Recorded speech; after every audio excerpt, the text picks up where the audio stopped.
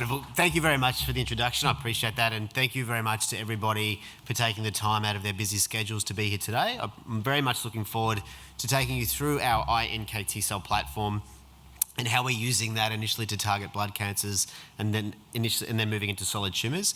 For those of you that don't know us already, we are listed on the Australian Stock Exchange under the ticker ALA. I will make forward-looking statements, so please do take a good read of the disclaimer. And I'll jump straight into the key highlights of what we're trying to achieve. As we just noted, we're working on what are called invariant natural killer T cells, which is a mouthful, and we abbreviate that to iNKT cells for short.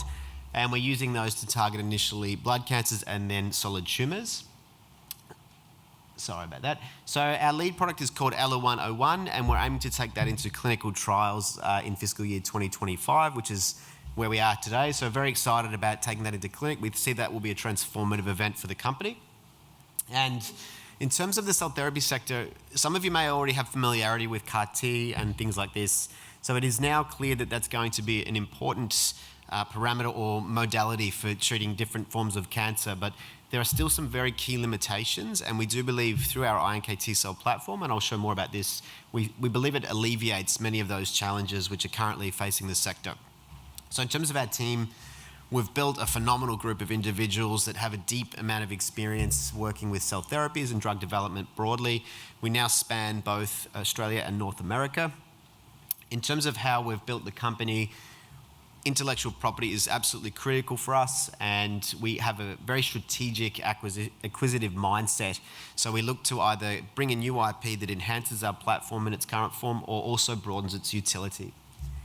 And last but not least there, so we think for all those reasons and the fact that we are one of a handful of companies globally working on iNKT cells, that we are still very well positioned for growth.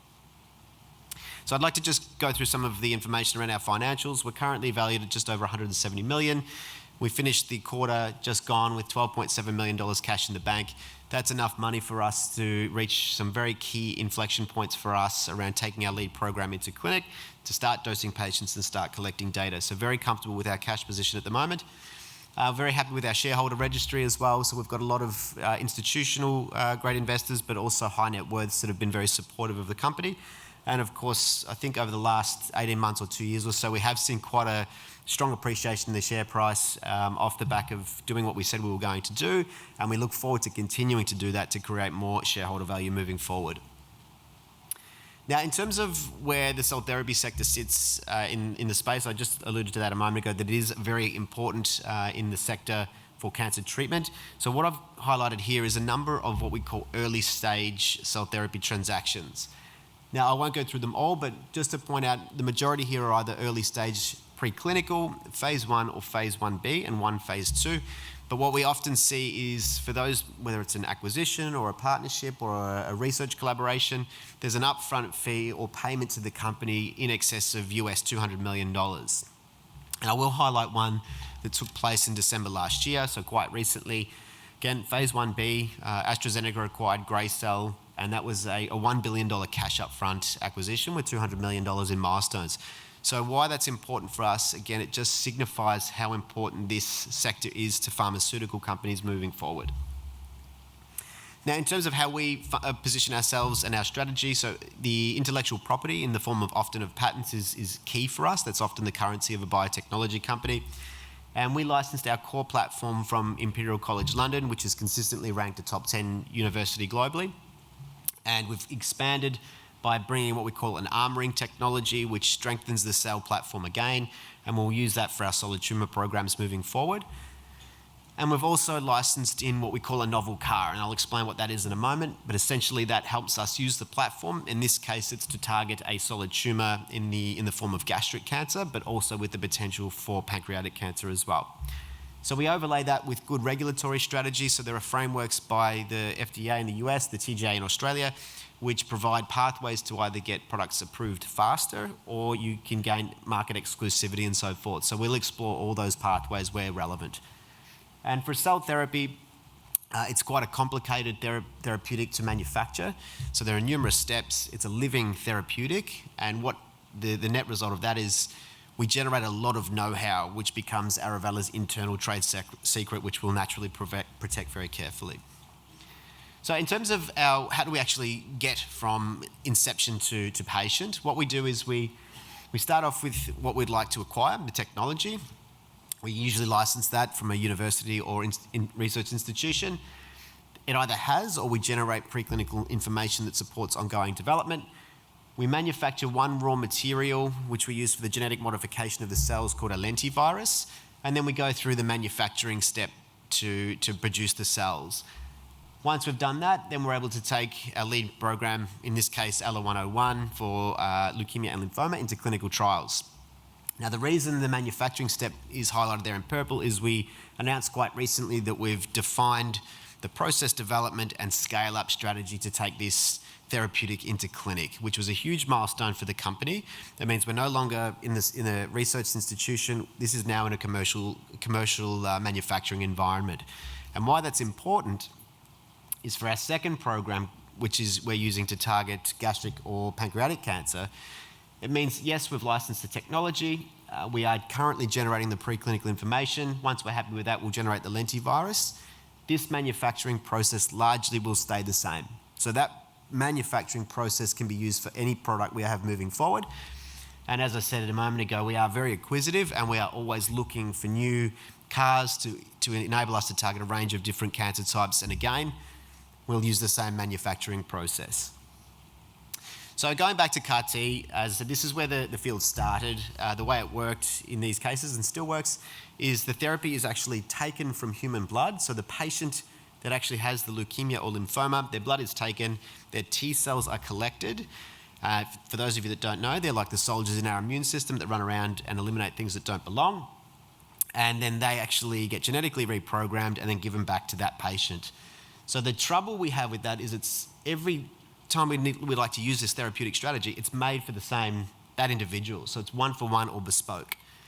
Naturally, that causes huge costs. It's usually about $800,000 Australian per dose. It takes 4 to 6 weeks to manufacture, so it's quite complex.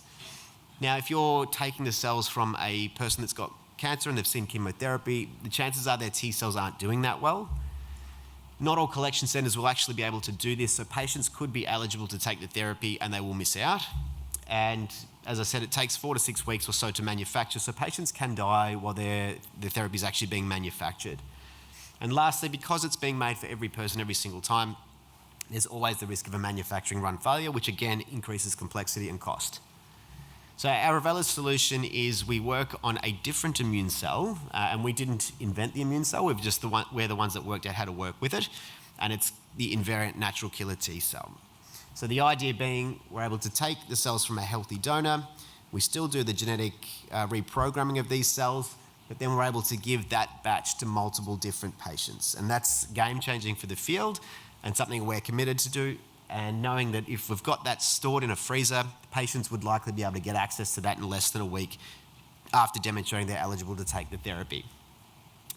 So as I said, what enables us to do this? It's the use of a very specific immune cell, the iNKT cell. As I said, we didn't invent it. Millions of years of evolution have done that for us. Now, as I mentioned a moment ago, CAR-T has dominated the field. CAR-NK was also trialled quite extensively. But it's the iNKT cells in the middle that we care most about. And there's a range of reasons why.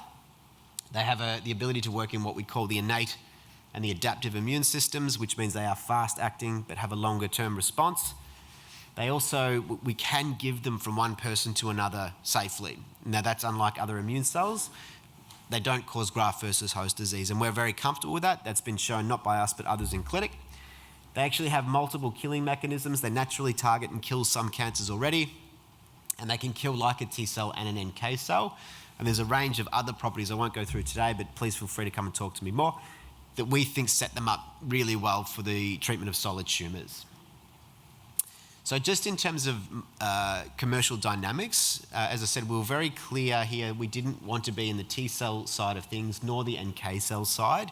This is a snapshot of the companies in both. There are hundreds of companies, up to thousands of clinical trials ongoing in both sides, versus the iNKT cell sector. Today, as of today still, there are only 6 companies working on iNKT cells globally for cancer treatment. So with our acquisition approach of bringing in new IP, we also sit as one of the most differentiated iNKT cell companies worldwide. And with that recent announcement about our manufacturing, we've done a lot, and it looks like it could also be industry leading in terms of the ability to manufacture these for treatment of cancer patients. So in terms of our manufacturing, as I said, I just want to unpack this a little bit more. So the way we do it is we find suitable healthy donors, we isolate their iNKT cells. Now we have that one raw material that I mentioned called a lentivirus that carries the genetic material to essentially modify the cells so they produce now what's called a CAR. And as I mentioned, for those of you that don't know this space well, think of those as guided missiles on the surface of the iNKT cells. They drag the immune cell to find the cancer cells and trigger their elimination. And then they get grown into billions before being vialed and stored frozen, ready for use. So I won't go through all the numbers on the bottom left here, but as I said, we're fairly comfortable. This is now, if not, it's very close to being industry leading. And we believe we could also leverage designations that are being put in place by the FDA called platform designations, which will give us additional benefits. And any time we would like to change or go after a different cancer, all we need to do is change the lentivirus, and we'll be back using the same manufacturing process, giving us another product to take forward for a different cancer type.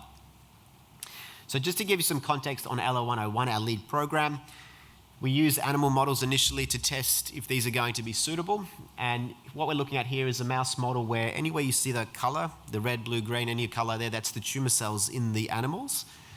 And then we're looking here after 3 days of treatment with a range of different treatments: salt water, unengineered T cells, so no missiles, unengineered iNKT cells, again, no missile, CAR T, which has already been shown to be curative for some patients, and then ALA-101, our therapy in the last column. So what we're hoping to see there is loss of color, and I think it's quite clear that there's enormous elimination of cancer cells through our iNKT cell therapy. And great that it works after 3 days, but we're far more interested in what happens longer term. So what we're looking at on the bottom is what we call a survival curve. So if all the animals were to stay alive, the line would run across the top. As an animal dies, it steps down. And what we're looking at now is from 0 to 90 days. And what you can clearly see is many of the control groups, the animals die between 40 to 60 days. The CAR T data is excellent. So again, these ones are already approved in the market. But we see for the iNKT cells, it is superior, with about 95% of the animals alive after 90 days. So where are we at the moment for that program? It's ALA-101. We're aiming to take that into clinic quite soon. We have already finalised the clinical trial protocol synopsis, so we know what the clinical trial looks like. We've got physicians and key opinion leaders engaged that are wanting to be involved in the trial. And now we're going to make the GMP material before completing what we call IND enabling studies, and then writing all that up in the form of documentation to take to regulators, and then we'll get their approval to start phase 1. Now, in terms of our pipeline, so as I've just gone through, ALA-101 is our lead program to target what we call CD19 producing lymphomas or leukemias, ALA-105, which we're using to target gastric cancer, and then I haven't talked about it today, but we've got an armoring technology, IL-12TM, which will be integrated into our solid tumour programs. And so, importantly, what's coming up next, major goal for ALA-101 is to complete the manufacturing of the therapeutic to GMP standards, completing those IND-enabling studies, and then getting all the ducks in a row to start phase 1. And as I said, just importantly, we are funded to get to that point, start dosing patients and start collecting data. And we expect throughout the pathway for this to happen, there'll be a number of news flow announcements to come forward. For ALA-105, key goal is to generate proof of concept data, optimize that missile so it's as good as we want it to be before generating animal data, and then commencing the formal manufacturing for that process we've just defined. And then IL-12TM, as I said, will integrate that into that program.